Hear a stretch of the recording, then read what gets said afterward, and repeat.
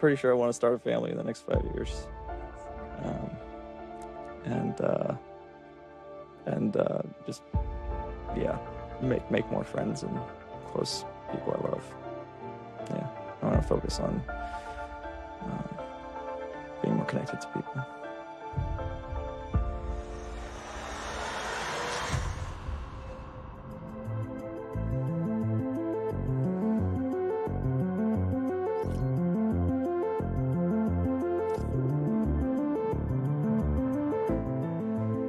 Je m'appelle Raban Desbois, je suis hacker et écrivain, et aujourd'hui, je vais vous raconter les histoires les plus fascinantes des plus grands cybercriminels de notre époque.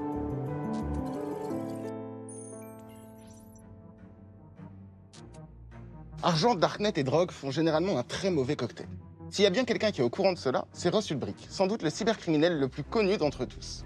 Il parvient à créer la plus grande plateforme de vente de drogue en ligne sur le darknet, une utopie numérique qu'il appelle Silk Road, en référence à la route de la soie qui connectait à l'époque le commerce entre la Chine et l'Europe.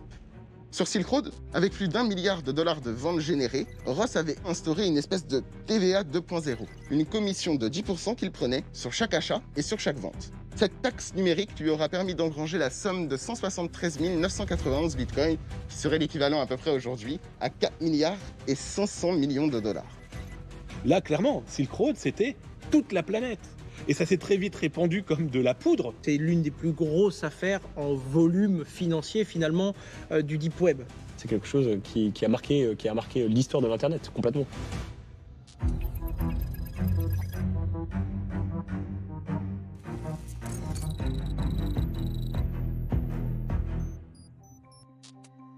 Le début de l'histoire de Ross n'a absolument rien de cinématographique. Une enfance classique, heureuse mais banale dans le Texas. Brillant et studieux, il parvient même à décrocher le score de 1460 sur 1600 au SAT, qui est donc en gros l'équivalent du bac aux États-Unis. Pour vous donner une ordre d'idée, seuls 4% des autres étudiants parviennent à accéder à un score égal ou supérieur au sien. Le cerveau est bien garni. Naturellement, il reçoit une bourse de l'Université de Texas à Dallas pour entamer son bachelor en physique, qu'il obtiendra en 2006. Il enchaîne avec Penn State, université qui, elle aussi, décide de lui filer une bourse, pour qu'il puisse mener à bien son master en ingénierie des sciences des matériaux. Et c'est d'ailleurs là-bas, à la fac, qu'il va plonger dans l'idéologie libertarienne. Une philosophie politique qui prône l'individualisme, le droit au choix, et concrètement, minimiser au maximum les interactions du gouvernement dans la vie de ses concitoyens. Sur son compte LinkedIn, il expliquait déjà de manière très normale sur sa description LinkedIn qu'en fait il était un peu libertarien, qu'il aimait pas du tout la force, il aimait pas tout ce genre de choses, et en fait qu'il bossait sur un projet un peu secret. Et oui, complètement, Ross s'inscrit dans ce genre de vision qui est très utopique de pas mal de personnes de la communauté hacker et tout ça dans le monde. Après une thèse brillante, il arrête la fac. Ross en a marre de l'école, marre des leçons, il a envie d'agir. Et pour gagner sa vie, Ross veut faire des choses qui soient en accord avec ses principes. Alors dans le cas de Ross Ulbricht, c'est quelqu'un qui a fondé qui a manœuvré toute cette opération sur des principes libertariens, sur des grands principes. Et donc ça arrive souvent de croiser des cybercriminels dont la motivation n'est pas forcément le gain, le motif pécuniaire, mais qui ont plus des idées militantes ou idéologiques et qui n'ont pas forcément l'impression, en tout cas au début, de faire quelque chose qui contrevient à la loi, mais plutôt de revendiquer une idée. Il découvre en 2011 le Bitcoin. Seulement une poignée de personnes savent ce que c'est. À ce moment-là, il comprend qu'avec le Bitcoin, il n'y a pas d'inflation, il n'y a pas de contrôle, il n'y a pas de gouvernement. On est en accord parfait avec ses convictions. Et pour lui, c'est une épiphanie. On veut un système totalement libre, totalement décentralisé et inarrêtable. Idéalement, on se tourne vers une crypto-monnaie libre, décentralisée et inarrêtable. D'ailleurs, Bitcoin a pendant très longtemps été appelé la monnaie du Deep Web. Si quelqu'un avait décidé de faire le plus grand site internet d'achat et de fleurs au monde et de les vendre grâce à du Bitcoin, peut-être que Bitcoin serait la monnaie fleurie d'Internet. Le Bitcoin représente la clé de voûte pour Ross Ulbricht. En janvier 2011, Ross Ulbricht lance Silk Road. Il prend le pseudo de Dread Pirate Roberts. Il ne le sait pas encore, mais son marché finira par marquer l'histoire à tout jamais.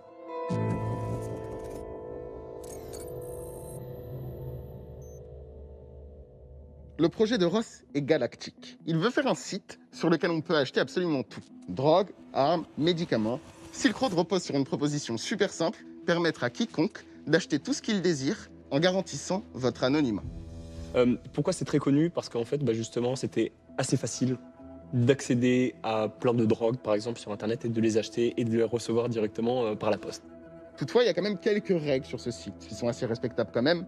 Pas de pédopornographie, pas de faux billets, pas de contrefaçon. Ils voient la chose de la manière suivante. Si vous voulez vous droguer et vous faire du mal, vous en avez le choix. Et d'ailleurs, je pense que les utilisateurs de Silk Road l'ont bien compris, puisque 90% du site, en réalité, n'était que de la drogue. Il a démocratisé la chose. Il a fait rentrer ce commerce illicite autre part que celui qu'on pouvait rencontrer dans la rue. Quelque part, dans un monde numérique qui, en plus, faisait fantasmer énormément de gens. Oh là là, on est dans le dark web, on est dans le darknet, il faut passer par des outils particuliers.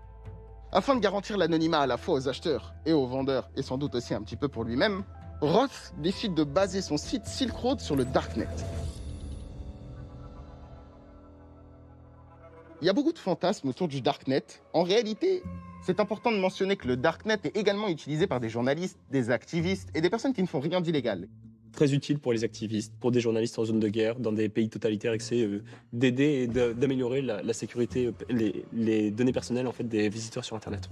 Aller sur le darknet en soi n'est pas illégal. Ce qu'on y fait peut être illégal et est souvent illégal plus que dans l'internet visible, parce que justement il y a ce côté invisible, difficile d'être tracé, qui va alimenter des réseaux et qui va attirer des gens qui veulent un peu plus se cacher que sur l'internet visible. Pour bien comprendre comment est-ce que Ross pouvait garantir l'anonymat de ses clients sur le darknet, il faut qu'on s'intéresse un tout petit peu à Tor. Tor, ça veut dire The Onion Router, et c'est un logiciel qui a été développé par l'armée américaine en 2002. Lorsque vous utilisez Tor, votre connexion va rebondir, par exemple, par l'Australie, la Bulgarie, l'Estonie, concrètement, un petit peu partout sur la planète.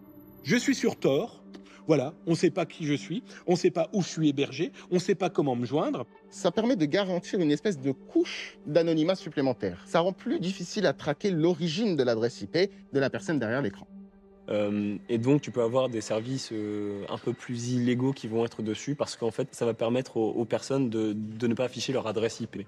Pour trouver Silk Road, obligé d'avoir l'adresse du site. Il n'y a pas de moteur de recherche, pas de Google. Si tu veux accéder à un site, il faut que tu connaisses l'adresse du site. The Silk Road, en fait, les personnes se partagent le lien en .onion, donc le lien pour accéder sur Tor, directement sur 4chan, sur Reddit, sur différents blogs, etc. Ou alors, vous avez pu avoir la chance de visionner la vidéo que Ross avait fait, une espèce de pub qu'il avait diffusée sur le darknet et sur Internet, invitant les gens à s'inscrire sur Silk Road.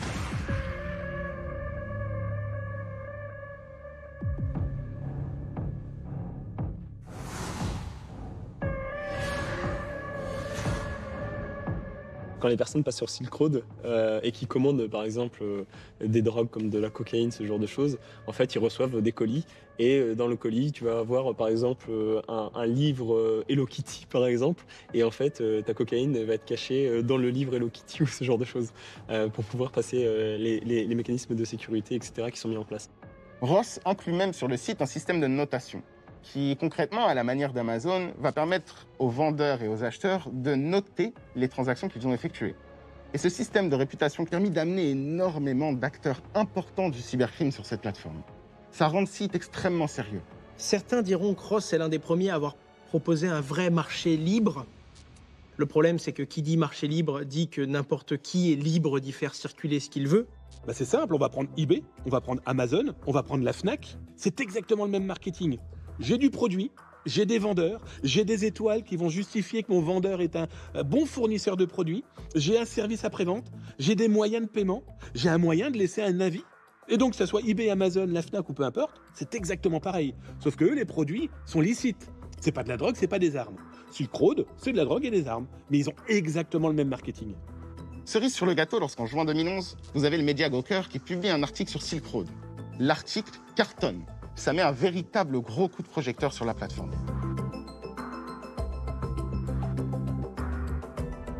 Cette publicité fait attirer énormément de gens. Donc de plus en plus d'acheteurs, de plus en plus de vendeurs. Et donc autant dire que quand on commence à voir certains vendeurs qui annonçaient vendre 2 à 3 kilos par semaine, autant dire que ça commence à changer de ton dans ceux qui vont enquêter sur le sujet. En conséquence de cela, il n'attire plus seulement les consommateurs de drogue. À peine 4 mois après le lancement du site, On a un sénateur américain qui s'appelle Charles Schumer, qui est un démocrate, qui se filme en train de naviguer sur Silk Road. Opioids, and here they are, suboxycodone and all of those, codeine, black tar heroin, you name it, they have it. They're all listed in the light of day. Unbelievable. Quoi? Une cyberboutique où on a 300 000 acheteurs et vendeurs qui sont capables de se faire des dizaines de millions de dollars et on ne peut pas les contrôler et on ne sait pas comment ils fonctionnent, donc il faut les arrêter. C'est assez intéressant parce qu'en fait, tu vois un jeune qui est pas du tout qui s'intéresse juste à l'informatique et qui crée ce genre de choses et qui met en relation les plus grands trafiquants de drogue au monde. Il y a eu certes un peu de communication au début, mais en fait, c'est un effet boule de neige. Tout le monde en parlait en fait. La publication de cette vidéo du sénateur fait un turbo buzz. Conséquence immédiate, Silk Road est considéré comme une source de crime organisé. Et dans un second temps, on a une coalition de super flics qui est en train de se former et il y a une véritable chasse à l'homme qui démarre.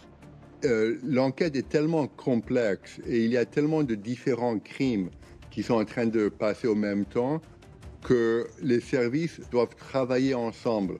Alors souvent, c'est la FBI en coordination avec d'autres services américains et d'autres services des autres pays pour pouvoir mener une enquête efficace. Ross Ulbricht devient en quelque temps l'un des acteurs les plus importants du monde du cybercrime.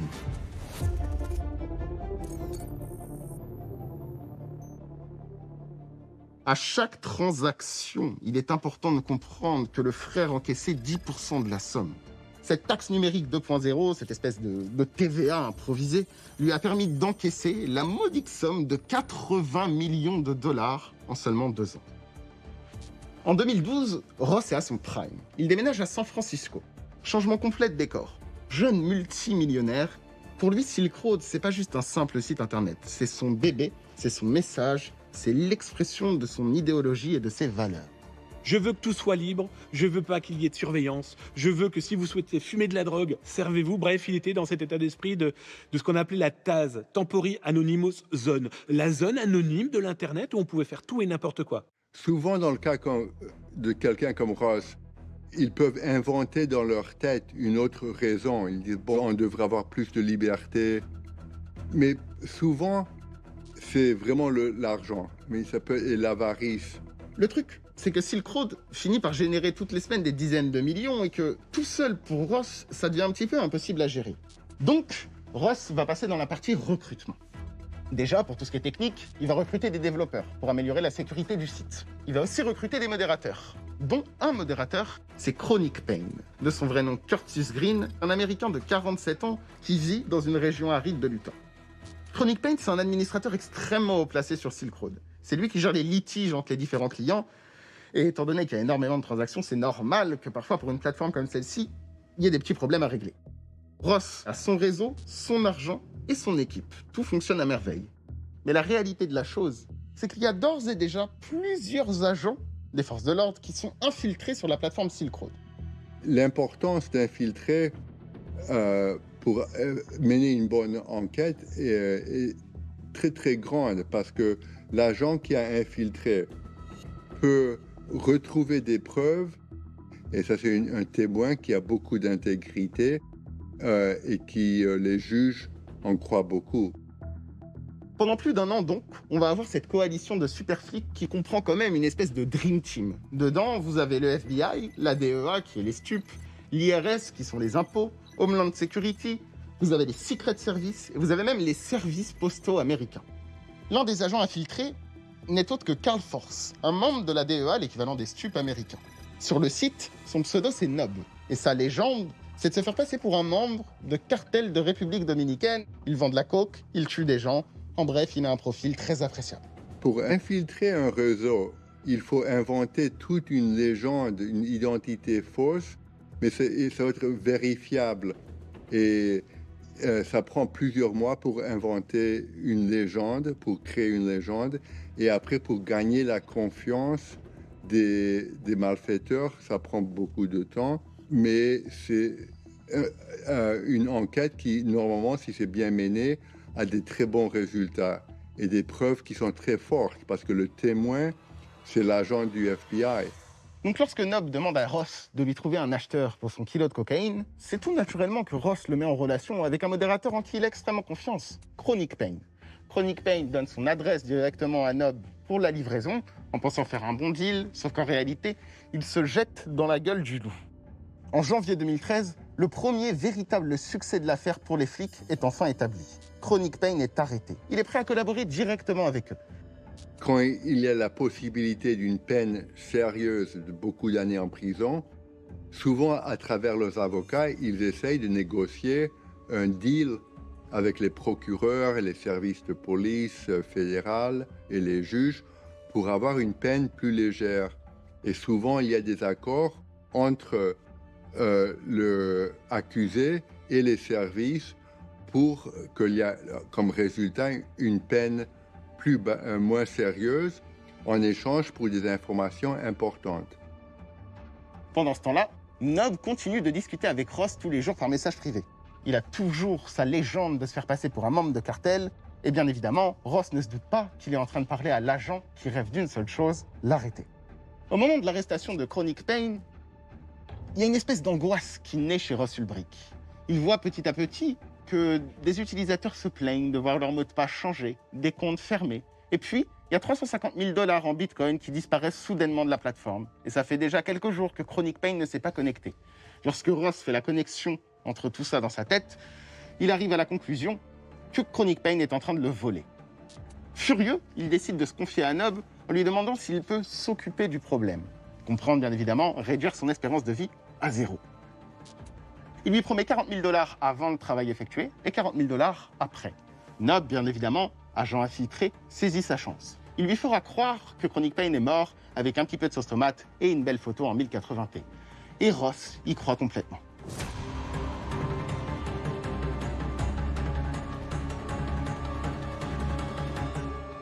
Il y a un agent de la brigade financière, totalement déconnecté des infiltrés sur le site et du FBI, qui épluche tout ce qui existe sur Internet par rapport à Silk Road. L'enquête, c'est quoi? C'est le voisinage numérique. Le qui, quoi, comment, où, hein, soyons très clairs. C'est j'ai un pseudonyme, qui se cache derrière ce pseudonyme? Après, a-t-il laissé des traces numériques? Il tombe sur une publication de 2011 d'un certain Altoid à la recherche d'un développeur spécialisé en Bitcoin et en blockchain pour sa start-up. Seulement, pour contacter le fameux Altoid et lui donner la réponse à sa question, il suffisait d'envoyer un email à l'adresse email suivante, rossulbrick@gmail.com. Clairement, quelqu'un qui va créer un black market, un Silk Road ou autre, particulier ou professionnel. Il faut clairement se dire qu'on n'est pas fantôme, on n'est pas anonyme. Il y a un jour où on a été le premier clic. Ce premier clic est déjà une trace. Donc si j'ai ouvert une adresse mail avec mon nom, j'ai laissé cette première trace. J'ai beau être le meilleur des pirates informatiques du monde, ça n'existe pas, j'ai laissé cette trace. Et aujourd'hui, avec les outils et les capacités de les remonter, tirer la ficelle, c'est assez simple. Le FBI, quant à lui, de son côté, parvient enfin à identifier l'adresse IP du serveur de Silk Road, qui est hébergé en Islande, à Reykjavik. En obtenant l'adresse IP du serveur de Silk Road, ils arrivent à voir qu'il y a un VPN associé et que Ross, lui, se connecte presque tous les jours depuis San Francisco. Les jeux sont faits, il ne reste plus qu'à miser, à all-in et à espérer toucher le gros lot, concrètement, à cueillir Ross Ulbricht.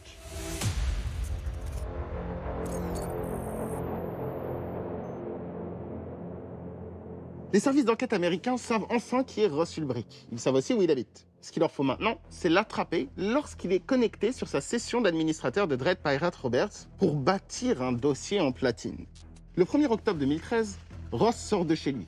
Il décide d'aller dans un café où il a ses habitudes, mais pas de chance, manque de place. Il ira donc à la bibliothèque pour ce jour-là. L'un des agents infiltrés lui envoie un message en lui disant qu'il faut absolument qu'il aille regarder un litige entre deux clients. Au même moment, dans la bibliothèque, un raid turbo-cosmique se prépare sans que Ross n'en ait aucune idée. L'enjeu est de l'arrêter avec sa session ouverte, sans qu'il ne verrouille ou qu'il ne chiffre son ordinateur, une mesure qu'il avait bien évidemment prise en cas d'arrestation soudaine comme celle-ci. Il s'exécute, il se connecte à son compte d'administrateur de Silk Road, et c'est à ce moment-là qu'un couple fait semblant de se disputer dans la bibliothèque. Un autre agent agrippe immédiatement l'ordinateur de Ross et lui arrache des mains. À 15h15, heure de San Francisco, il est arrêté. Sur sa page d'ordinateur, on voit bien la session administrateur de Silk Road. L'opération est une réussite.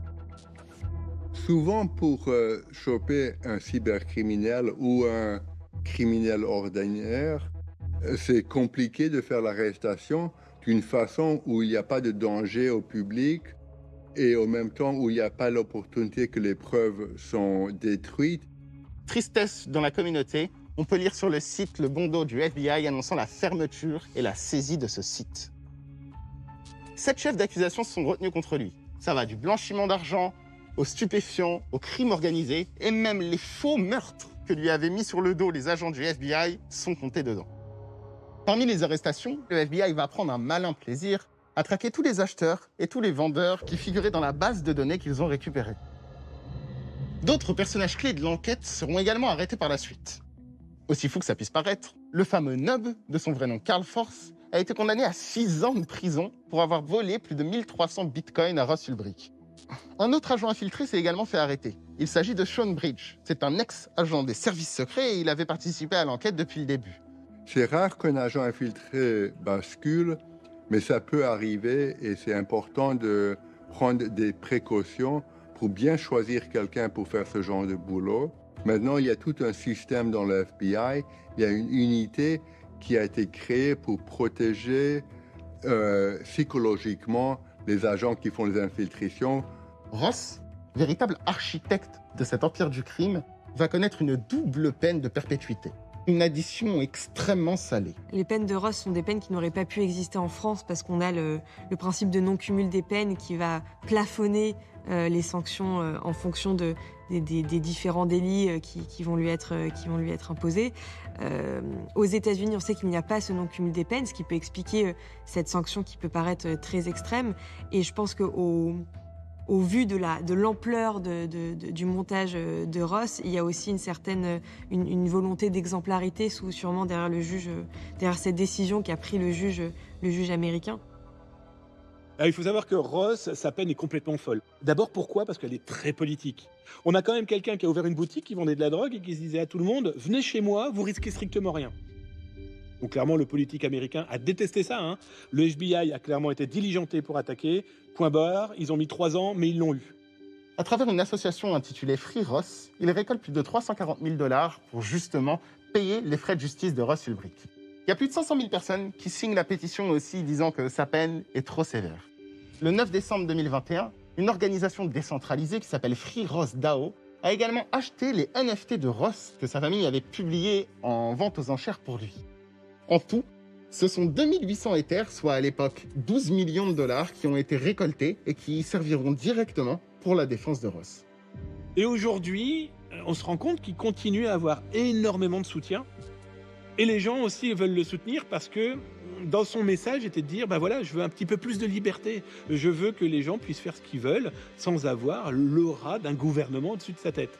Ça a énervé énormément de monde. Alors, ça continue à plaire à beaucoup de gens qui sont libertaires. Et ça a énervé surtout ceux qui se disaient mais nous, on peut rien contrôler parce qu'on veut tout contrôler. Véritable légende d'Internet, Ross est le pionnier de ce type de marché du Darknet. Mais certaines personnes ne le voient pas comme ça. Certaines personnes le voient pour ce qu'il est, c'est-à-dire un criminel qui a créé un réseau ayant facilité des activités illégales à échelle mondiale.